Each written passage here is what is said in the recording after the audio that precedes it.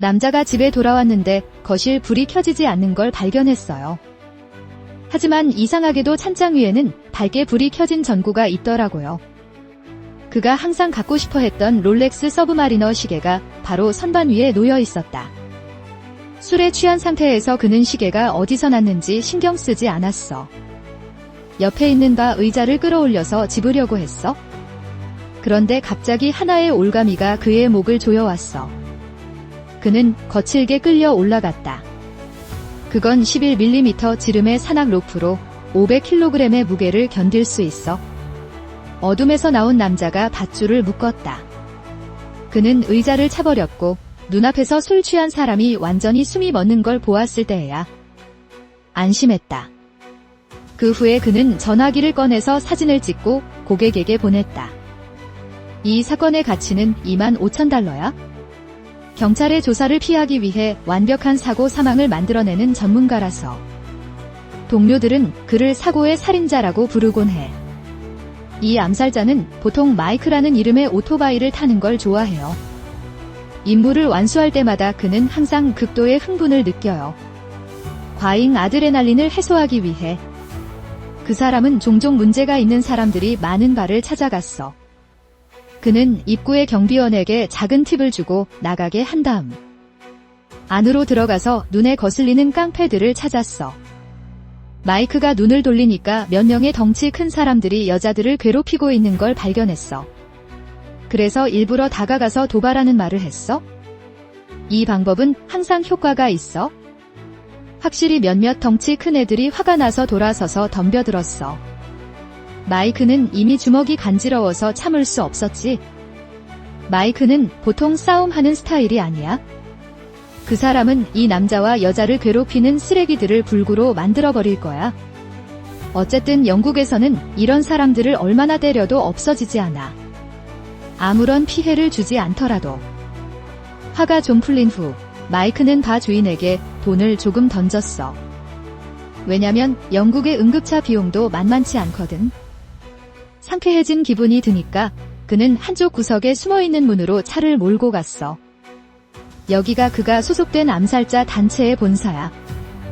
오아시스라는 이름의 바인데 밤에는 마이크 같은 암살자들이 모여.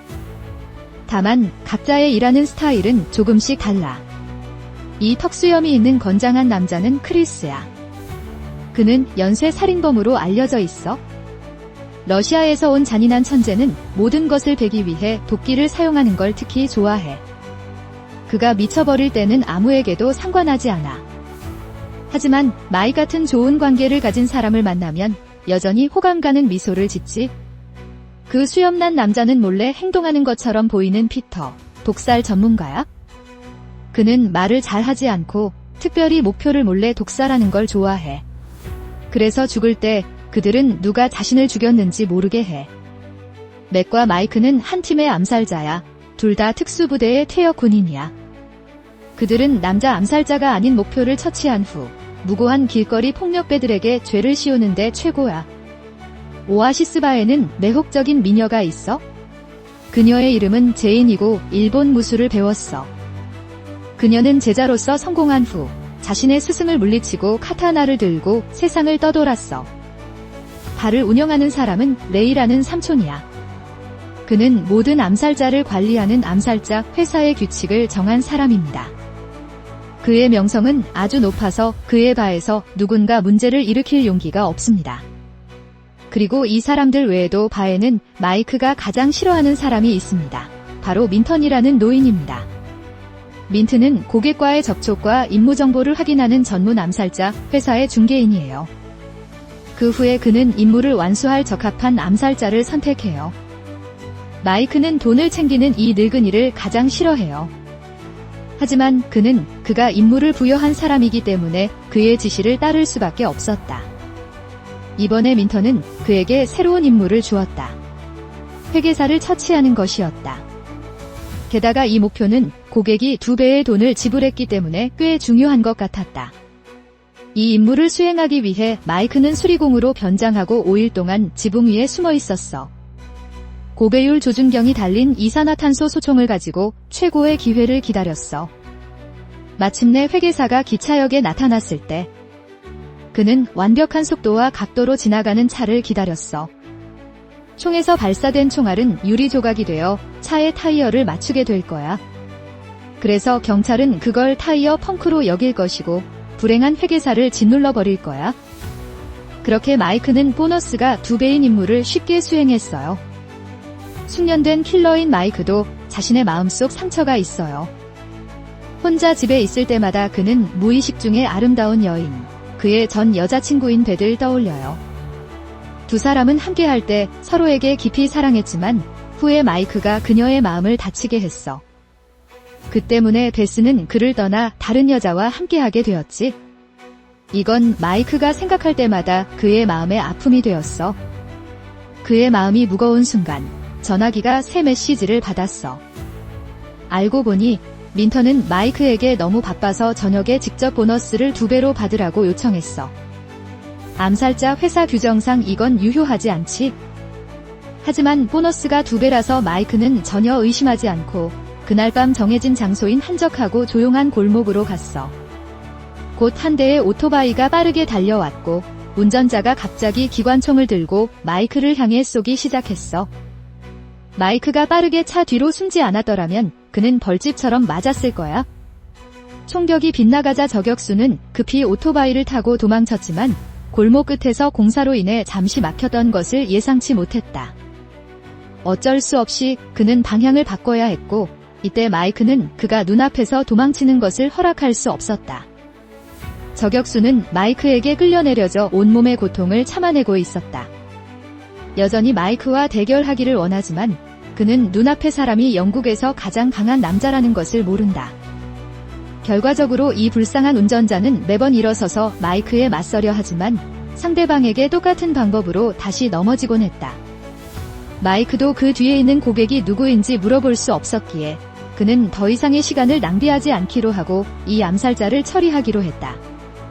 직업적 습관에 따라 그는 시체를 고속으로 차에 치어 목이 부러진 운전자로 위장했어. 그 후 그는 전화를 걸어 밀턴에게 따졌어. 밀턴은 그것이 함정이라고 했지? 하지만 밀턴은 조사를 하겠다고 핑계를 대며 대충 넘겼고 마이크는 차마 화를 참으며 집으로 돌아갈 수밖에 없었어. 옆에 총 맞은 차가 있는데 그는 더 이상 많은 걸 생각할 수 없었다. 아마도 이번 시간도 불운이 계속 붙어 다니는 것 같아서 마이크에게 계속해서 귀찮은 일들이 몰려왔다. 한밤중에 깊은 잠을 자고 있을 때 전화 소리에 깼다. 그는 슬픈 소식을 들었어. 그가 항상 그리워했던 옛 여자친구 베스가 죽었대. 마이크는 믿을 수가 없어. 이 소식이 사실이라고 받아들이기 힘들어. 다음 날 마이크는 베스의 장례식에 참석했어. 멀리서 지켜보기만 하고 가까이 가지 못했어. 장례식이 끝날 때까지 모든 사람들이 집으로 돌아갔어. 마이크는 꽃다발을 들고 베스의 묘 앞에 섰어. 아마도 그녀는 그가 가장 사랑한 여성일 거야. 그는 그녀와 단독으로 이야기할 필요가 있었는데 그때 한 여자가 다가왔어. 바로 잘리였어. 베스와 함께 사는 그 소녀는 잘리와의 대화 후 마이크는 베스가 2명의 마약 중독자에게 집에 침입당해 잔인하게 살해당했다는 사실을 알게 됐어. 경찰이 범인을 찾아냈지만 그 2명은 약물 과다 복용으로 사망했어. 그리고 바로 그 뒤에 전라인은 마이크를 더욱 놀라게 한 말을 했어요. 베스가 죽기 전에 임신했었고 배 속의 아기가 분명 마이크의 아기라는 거예요. 이 소식을 듣고 마이크는 더욱 우울하고 괴로워졌어요. TV에서 베스 사건에 대한 뉴스도 방송 중이에요. 베스는 마이크의 전 여자친구로 유명한 사람이고 진보적인 환경운동가예요. 베스의 최근 활동은 해안가의 원자력 발전소 건설을 막는 것이었어요. TV에서 뉴스를 보던 마이크는 전직 암살자로서 낯익은 냄새를 맡았다. 그는 베스의 죽음이 경찰이 조사한 것처럼 단순하지 않을 것 같다고 느꼈다. 베스는 이미 잃었고 태어나지 못한 아이가 있는 상황에서 마이크는 이 사건을 꼭 명확히 조사하기로 결심했다. 그는 예전에 다른 사람들이 자신에게 빚진 은혜를 이용해서 경찰로부터 베스 사건의 서류를 얻어냈어. 그리고 혼자서 베스가 살해된 현장에 갔어. 그는 사건 현장에서 흔적을 확인하며 서류를 검토하고 있었어. 서류에는 2명의 깡패가 외부에서 3층 창문으로 침입해 돈을 훔쳤다고 적혀 있었어. 그때 베스는 임신 중이었고 집으로 돌아오다가 그 2명과 우연히 부딪혀서 비극이 일어난 거야. 사람을 죽인 후 2 범죄자들은 급히 창문에서 내려갔어. 이 모든 게 마이크의 눈에는 이상해 보였어. 일반인이 어떻게 쉽게 올라갔다가 내려올 수 있겠어? 그리고 마이크는 부검 보고서에서 베스의 혈액에 티오펜타놀 성분이 있다고 확인했어. 이건 정신질환 치료약이야. 이 약은 주로 비행기 공포증이 있는 환자에게 처방되곤 해. 하지만 마이크는 베스가 비행기를 탈 때 완전히 정상이라는 것을 잘 기억하고 있어.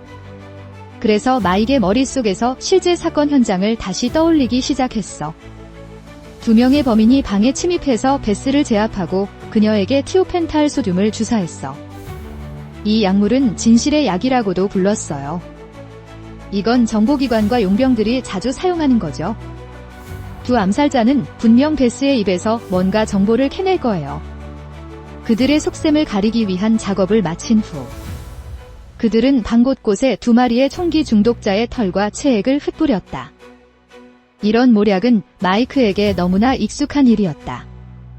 그래서 이게 미크와 마이크의 가장 익숙한 방식이야. 마이크는 화가 나서 그 2 형제를 찾아 운동장으로 왔어.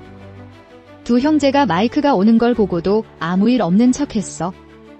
그들은 무슨 일이 있었는지 전혀 모르는 것 같았어. 마이크가 사건 파일을 땅에 던질 때까지 말이야. 그는 그가 분석한 사건 상황에 대한 세부 사항을 자세히 설명했어. 마이크는 더 이상 위선할 수 없다는 걸 알고 있어. 그는 베스의 죽음이 그들의 최신 작업이라고 인정했어. 그들은 단지 일을 하고 돈을 받는 거고 누구에게도 개인적으로 대하지 않아. 게다가 그들은 베스가 마이크의 옛 여자친구인 걸 알고 있었고 더 이상 관계가 없다고 생각해서 주저없이 행동한 거야. 마이크는 마이크에게 집으로 가서 진정하라고 했고 처음에는 모든 걸 정리하려고 했어. 하지만 그의 동생 미크가 일부러 도발하는 말을 꺼내다니 이때 마이크는 더 이상 참을 수가 없었고 그는 자신의 동성애자 여자친구처럼 끔찍하게 죽을 것이다. 마이크와 2 형제가 태권도를 연습하면서 서로 1대1로 싸웠어. 2 사람이 혼자 그에게 덤비자 그의 몸에 맞은 펀치가 적지 않았어. 하지만 마이크는 자신이 가장 사랑하는 여자를 생각했어. 그가 한 번도 만난 적이 없는 아이를 생각했다. 불길이 점점 하늘로 치솟아 올라가면서 더 격렬해졌다. 더구나 이전의 경기들 후에 그는 2 사람의 싸우는 방식들을 기본적으로 이해하게 됐어. 그는 힘을 다해 주먹을 세게 내질렀어. 아무런 억제 없이. 마이크의 가장 무서운 힘은 주먹이 아니라 그의 강철 같은 다리야. 그는 어렸을 때부터 태권도를 배워서 발차기 기술이 아주 뛰어나. 그의 360도 회전 발차기와 뒤차기는 아무도 막을 수 없어. 결국 마이크 형제는 그에게 완전히 굴복했어. 형 마이크는 사람을 다루는 방법을 잘 알아. 마이크의 화를 가라앉히기 위해 좋은 말도 많이 했어. 하지만 동생 미크는 이런 걸 모르는 놈이라서 마이크는 화를 맘껏 터뜨릴 필요가 있었어. 어쨌든 3 사람 모두 같은 암살 회사에서 일해. 그리고 레이 아저씨가 동료를 죽이지 말라고 규칙을 정했기 때문에 마이크는 2 사람을 풀어줬어. 하지만 그는 마이크 입에서 이 임무가 밀턴이 그들에게 맡긴 것이라는 걸 알게 되었어. 이 나쁜 늙은이는 지난번에 그를 곤란하게 만들 뻔했어. 이번에는 그의 옛 여자친구를 죽이게 하려고 하고 마이크는 그를 찾아가서 얘기해야겠다고 느꼈어. 그는 화가 나서 오아시스 바로 돌아갔지만 밀턴은 어디에도 없었다. 바에 있는 레이 아저씨는 마이크의 전화로 상황을 알게 되었다. 그는 마이크에게 진정하라고 말했다. 암살자가 되면 절대 남녀관계에 엮이면 안 돼. 지금 그녀가 임신 중이야, 레이 아저씨. 그 아이는 내 아기야. 레이 아저씨는 이걸 듣고 더 이상 뭐라고 말할지 몰라 했어. 어쨌든 그는 이 소년과 어렸을 때부터 알던 사이야. 모든 암살자 중에서 마이크가 그와 가장 좋은 관계를 가지고 있지만 누구라도 이 사람의 규칙을 깨는 것은 불가능해. 그렇지 않으면 이 회사는 존재하지 않을 거예요. 하지만 마이크는 밀턴의 행방과 그 뒤에 있는 고객이 누구인지 꼭 알고 싶어 했어요. 레이 아저씨는 화가 나서 자신의 술잔을 부셨어요. 그는 마이크에게 더 이상 문제를 일으키지 말라고 엄하게 경고했어. 안 그러면 이 바에서 나가는 걸 허락하지 않을 거래.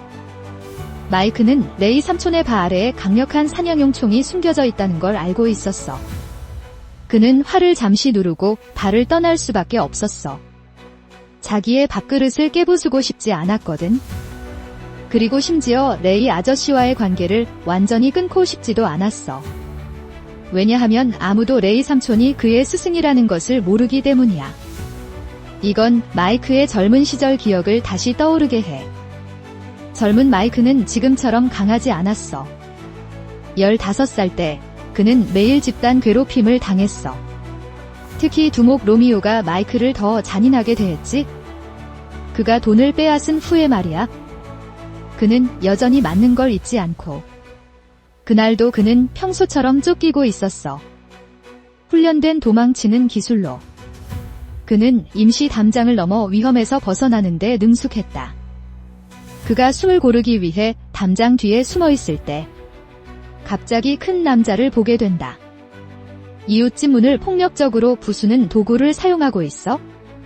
게다가 그 집이 그의 집이 아닌 것 같아.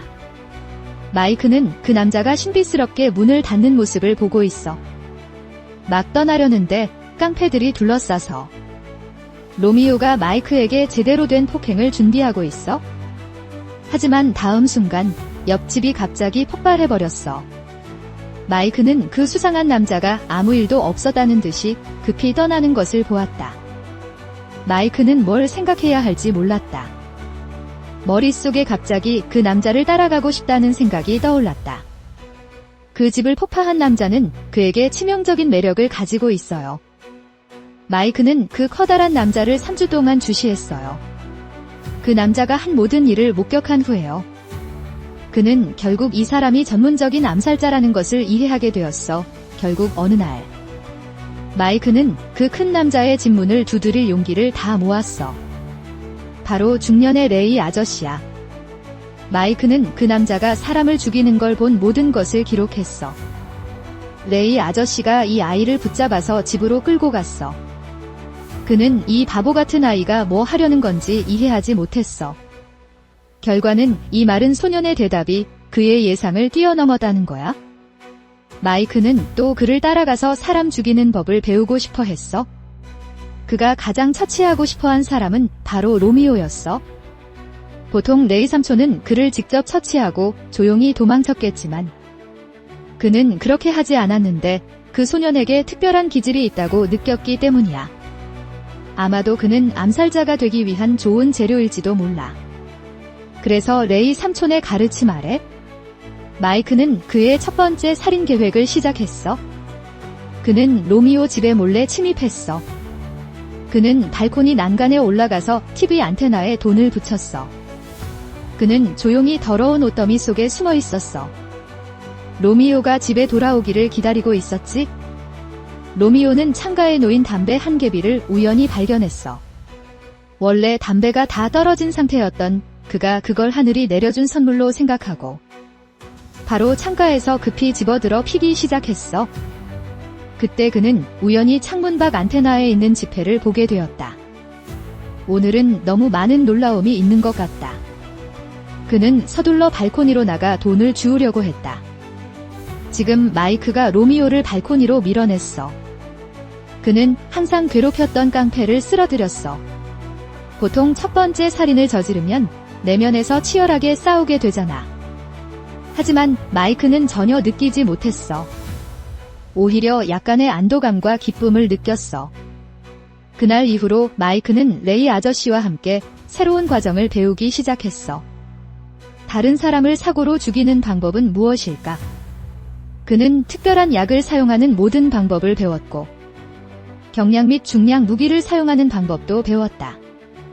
그뿐만 아니라 레이 아저씨는 그에게 여러 무술을 가르쳐서 훌륭한 암살자로 만들어줬어. 과거의 경험들을 떠올릴 때마다 말이지. 마이크는 레이 아저씨에게 고마움을 느끼고 그의 가르침을 잊지 않아. 하지만 이번에는 그가 사랑하는 여자와 아이 때문에 그는 한계를 넘어야 했고 마이크는 자리집을 찾았다. 그는 베스와 관련된 추가 정보를 알고 싶어 했다. 잘리는 마이크에 대한 호감이 없었지만 그가 베스가 살해당했다고 말하자 집에 들였다. 그 말이 그녀의 생각을 더욱 확고히 했다. 그것은 그녀의 생각을 더욱 강화시켰다. 눈앞의 남자는 그냥 한가하게 지내는 망상증 환자일 뿐이야. 그래서 베스가 그 남자를 버리고 나한테 온 거구나. 마이크는 자기가 뭘 말하든지 잘리가 농담으로 받아들일 거라고 생각했어. 두 사람이 싸움을 피할 수 없었고 이때 갑자기 문이 부서졌다. 잔혹한 살인범 크리스가 큰 도끼를 들고 들어와 두 사람을 보자마자 달려들었다. 이 장면을 목격한 자리는 즉시 얼어붙은 듯 두려움에 떨었다. 그냥 마이크와 그 험악한 놈이 싸우는 걸 멍하니 지켜보는 것밖에 없었어. 크리스는 마이크처럼 민첩하진 않았지만 압도적인 힘으로 이기고 있었지. 더구나 그 임시 방편의 도끼 덕분에 마이크도 그를 상대할 방법이 없었어. 그리고 크리스가 큰 도끼를 휘두를 때마다 그는 미친 상태에 빠져서 아무도 인식하지 못하고 그저 베기만 해. 마이크도 그에게 차여서 땅에 쓰러졌고 그때 자리도 드디어 정신이 들었어. 그 여자도 용감한 여자야. 과일 칼을 들고 크리스의 어깨를 찌르러 달려갔어.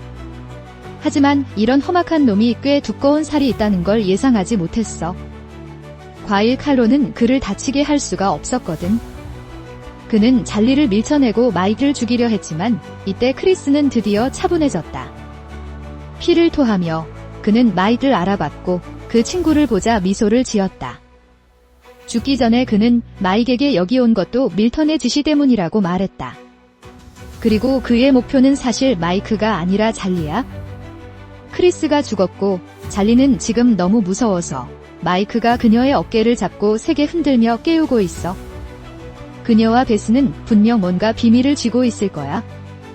그렇지 않으면 계속해서 사람을 보내서 그들을 죽이게 될 거야. 어쩔 수 없이 결국 잘리는 마이크에게 진실을 이야기해. 알고 보니 베스는 살아있을 때 항상 석유회사의 스캔들을 조사하고 있었어. 그녀는 부모님의 컴퓨터 하드 드라이브에 저장된 중요한 문서를 가지고 있었어. 그 사람들은 그런 어두운 정보를 찾고 싶어하는 것 같아. 마이크는 자리에게 베스 부모님 집에 가서 문서를 가져오라고 했어. 그 남자는 이야기할 사람을 찾으러 가야 해. 그는 민턴이 자주 가는 마사지 샵에 갔어. 거기서 크고 문신이 가득한 남자가 할아버지에게 마사지를 해주고 있었어. 마이크가 덤벨을 집어들고 큰 놈을 기절시키고 민트는 깜짝 놀라서 무슨 일이냐고 고개를 들었고 그 결과로 가장 보고 싶지 않은 사람을 보게 되었다. 어떤 식으로 이 노인이 설명하든 간에 마이크는 분노를 풀기 위해 주먹질이나 계속 해봐. 그는 거의 죽을 뻔하고 벌집이 되었어. 보너스를 2배로 받기는커녕 한 푼도 못 받았고 내 여자도 죽었어. 이 모든 게 그 작은 늙은이 때문이야. 근데 민턴은 고통을 맛본 후에 모든 책임을 고객에게 떠넘겼어. 그 사람은 자신이 어떤 일이 일어났는지 전혀 모른다고 했어. 그래서 마이크가 그에게 고객이 누구인지 밝혀내라고 요청했어. 하지만 민턴은 여전히 이른 바 없게 규칙을 지키겠다고 단호하게 말했어. 마이크는 철봉을 들어 그의 발바닥을 세게 내리쳤다. 이것은 고대의 처벌이라고 불렸다. 노인은 뼈를 찌르는 고통을 견딜 수 없었다. 드디어 고객 정보를 말했어요. 그 사람은 켄이라는 재무이사예요. 마이크는 드디어 원하는 정보를 얻었어요. 하지만 그는 이 늙은 남자에게 교훈을 주고 싶어 했다. 마이크는 떠났지만 그가 만든 문제로 레이 아저씨는 화가 났다. 크리스는 죽었고 마이크 형제는 얻어맞아 멍투성이가 되었다. 민턴이 옆에서 불에 기름을 부으니까 레이 아저씨는 더 이상 귀한 제자에게 인내하지 않기로 결심했어. 그는 새로운 임무를 부여했어. 오아시스바에 있는 모든 킬러들이 출동해야 해. 목표는 단 한 사람이야. 바로 마이크.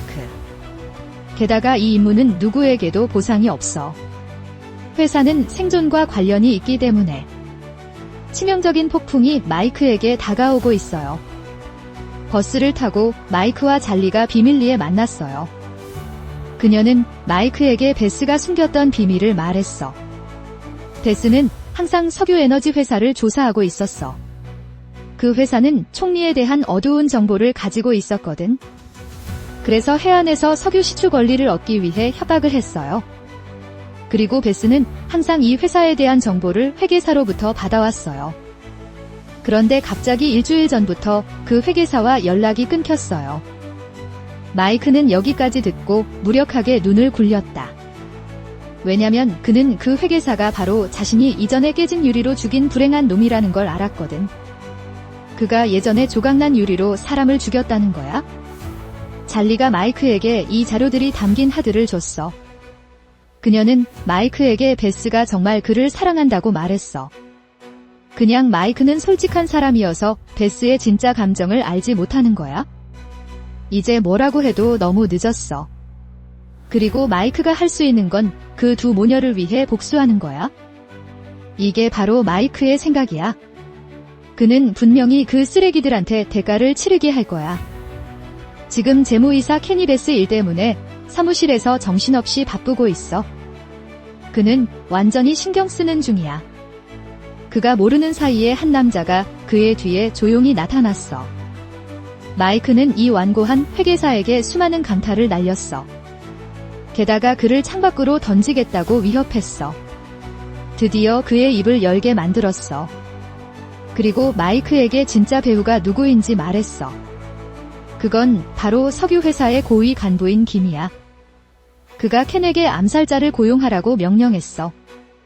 죽이라고 그 밥 먹고 배신한 회계사. 그리고 그 놈은 베스에게서 어두운 정보를 찾아내라고 암살자를 파견했어. 하지만 마이크는 더 중요한 정보를 얻었어. 그건 이 자식들이 암살자 회사와 맺은 계약에서 모든 작업이 단 하나의 암살자에게만 배정되어 있다는 거야. 그래서 미튼이 자신은 전혀 모른다고 말하는 건 거짓말이에요. 그가 직접 모든 암살을 계획하고 준비한 사람이거든요. 목적은 그가 눈에 가시인 마이크를 제거하는 거였어요.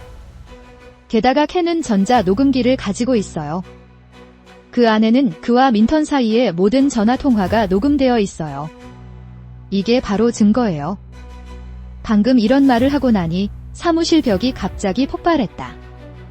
마이크 형제가 중화기 총을 들고 들이닥쳤다. 마이크의 전면 수색 작전이 공식적으로 시작되었다. 마이크는 탁자 뒤에 숨어서 총알을 피하고 켄은 채로 쏘아 맞았어. 마이크에게 턱이 부러진 미기 수류탄을 던져. 소리 나는 거 들으니까 마이크가 안 좋을 것 같아. 급하게 뛰어나가서 수류탄을 다시 차버렸어. 마이크는 두 사람이 신경 안 쓸 때를 이용했어. 두 사람과의 근접 전투에 신속하게 다가갔어. 미카 손에 쥔 총을 놓치지 않도록 저지해.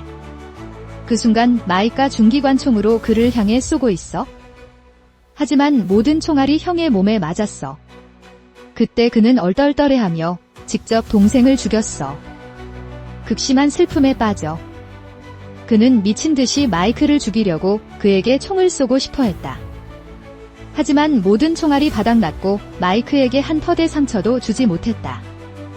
총알이 그에게는 효과가 없는 것 같고 결국 맨주먹 싸움이 되어버렸다. 두 사람이 다시 한번 부딪혀 싸우고 있어요.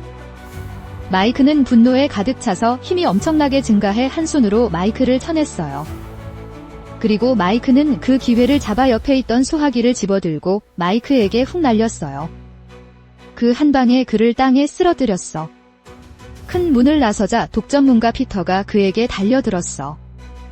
그의 독손으로 마이크의 입과 코를 막았어. 마이크는 탈출하려고 발버둥치다 상대방을 제대로 보게 되었어. 그 사람은 손에 2개의 주사기를 들고 있었어. 하지만 독을 사용하는 전문가가 싸움을 알 리가 없지. 마이크의 상대가 될 수는 없지. 그가 가진 칼이 마이크의 반격으로 그의 목에 찔려서 그 다음 마이크가 그를 계단 밑으로 차냈어. 동료들을 처리한 후 마이크는 바로 금유회사 고위 간부의 집으로 오토바이를 몰았어. 그는 몰래 빌라에 침입했어요.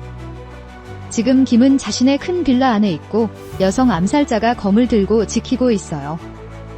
그녀는 레이 아저씨가 특별히 보낸 건데 정말로 도움이 되었어요. 마이크는 많은 말을 하지 않고 직접 집으로 들어갔다. 편안하게 두 사람 앞에 나타났다. 지금은 그가 암살 게임을 할 때가 아니다. 복수는 당당하게 정면으로 대면해서 싸워야 한다. 여자 암살자 제인이 자신의 카타나를 킴에게 건네주며 도망가라고 한다. 그녀 말에 따르면 마이크와 대치할 때는 이 칼이 필요 없을 것 같다고. 실제로 제인의 전투 기술은 정말 대단하다. 그녀와 마이크가 무술 실력이 뛰어난 상태에서 서로 맞붙었어. 그녀가 몇 번 마이크를 몰아붙였고 이 소녀의 힘은 오아시스 바 전체에서 최고 수준인 것 같아. 마이크는 처음부터 그녀를 과소평가한 것 같아. 제인의 실력은 정말 인상적이야. 그녀는 방어 기술 없이 공격적으로 마이크를 바닥을 굴러다니게 했어. 안타깝게도 그녀의 체력이 마이크만큼 강하지 않아서 시간이 지날수록 점점 지치더라고. 그때 마이크가 반격을 시작해. 마이크가 공중에서 회전차기를 날려 제인을 날려버렸어. 거만한 이 여성 암살자는 칼을 꺼내야 했어. 그녀도 마이크를 과소평가한 것 같아. 몇 라운드를 치르고 나서 마이크는 부상을 당했어. 그는 스탠드를 집어 무기로 써야 했지? 만약 손이 긴 칼과 대적할 수 없다면? 몇 번의 공격 후 제인의 날카로운 긴 칼에 램프 손잡이가 잘려버렸어. 제인은 승리를 확신하며 마이크를 비웃기 시작했어. 마이크는 화가 나서 몇 차례 주먹을 휘두르다가 그녀를 찔렀어. 모든 암살자를 처리한 후 마이크는 드디어 베스 사례의 배후를 봤어. 이 석유회사의 고위 간부는 여전히 돈으로 마이크를 매수하려고 해. 그는 돈이면 모든 문제를 해결할 수 있다고 생각하지만 모든 것은 돈으로 살 수 없다는 것을 모른다. 지금 밀턴은 레이 아저씨의 바에 숨어 있다. 그는 자신이 편안하게 자고 있다고 생각했어. 암살자들이 그의 마음속의 위협을 해결해줬다고 믿었지. 하지만 예상치 못하게 마이크가 검도를 들고 바로 바에 돌아왔어. 그가 보낸 사람들은 전부 죽었어. 레이 아저씨도 더 이상 방법이 없는 것 같아. 이 제자가 그를 넘어섰어. 밀턴은 두려워서 레이 아저씨 뒤에 숨어 있어. 그 사람은 이제 이 하나에 의지할 곳밖에 없어. 눈앞의 남자가 심지어 손님까지 죽였다는 걸 들었어. 원칙을 가장 중요하게 여기는 레이 삼촌이 화내고 싶어 하고 있어. 하지만 마이크는 그에게 모든 일이 사실은 그의 뒤에 있는 노인이 일으킨 것이라고 말했어. 밀턴은 변명을 하고 싶어 했어. 마이크는 직접 녹음기를 테이블 위에 던졌어. 그 안에서 그와 회계사 켄지간의 협력 대화 녹음이 들려왔다. 레이 삼촌은 듣고 나서 모든 것을 깨달았다. 그가 항상 지키고 싶어 했던 동료가 그를 등에 지고 그렇게 많은 일을 벌이다니. 모든 암살자들을 죽이고 자신의 제자와 맞서려고 해. 레이 아저씨가 밀턴을 화나서 때리고 바 테이블 아래서 그를 짓눌렀어. 은퇴한 베테랑 암살자가 잔인해지니까 사람들 기분도 이상해져. 하지만 레이 아저씨가 바에서 두 발 총을 꺼내서 이 기분 나쁜 마이크 녀석을 향해 겨냥할 줄은 몰랐어. 그 놈은 그가 수년 동안 열심히 쌓아온 모든 경력을 망쳐버렸어. 그는 그를 끝내고 싶어 했어. 단 한 방으로. 하지만 마이크는 자신감이 있던 것 같아. 그는 레이 아저씨가 자신을 위협하는 거라는 걸 알았어. 그 아저씨는 다른 사람이 자신에게 대처하도록 할 수 있지만 본인은 그렇게 할 수는 없어. 어쨌든 마이크는 그의 아들 같은 존재야. 레이 아저씨는 총을 내렸지만 그와 그 젊은이 사이의 정은 끝나버렸어. 마이크가 돌아서려 할 때 레이 아저씨는 결국 그에게 한마디를 잊지 않고 했어. 조심해, 암살당하지 않도록. 레이 삼촌이 미소 지었어. 진짜로 그가 직접 훈련한 최고의 암살자야. 보이지 않는 사고의 암살자야. 그는 이 도시의 구석구석에 숨어서 다음 사고가 일어나길 기다리고 있어. 영화의 가치는 명성에 있고 영화 리뷰의 가치는 감정에 있어. 오늘 이야기는 여기서 끝나요. 영상 시청해주셔서 감사합니다. 영화는 어땠는지 아래에 댓글 남겨주세요.